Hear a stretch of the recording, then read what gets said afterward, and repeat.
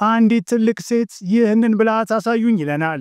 በማይግሪን ወይም የማያቋርጥ የራስ ምታት የሚሰቃዩ ከሆነ ይህ በእውነት ሊረዳዎት ይችላል።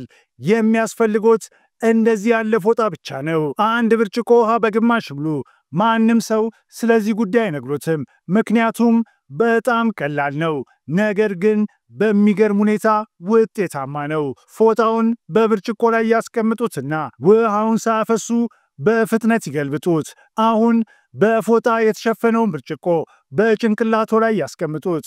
እናም ለ5 ደቂቃ ይተዉት። ይህ ብልሃት በጭንቅላታችሁ ላይ ያለውን ጫና ያስታግሳል እናም የደም ስሮችን ያዝናናል። ይህ ህመሙን ለማረጋጋት ይረዳል። ይህንን ጸጥ ባለ ጨለማ ክፍል ውስጥ ካደረጉት እፎይታው በፍጥነት ይመጣል። ከ3 እስከ 5 ደቂቃዎች መድገም ይችላሉ። በመጀመሪያዎቹ የህመም ምልክቶች ቀን ሲደረግ በጣም ጥሩ ይሰራል። ሞክሩትና ያገኙትን ውጤት ይንገሩን።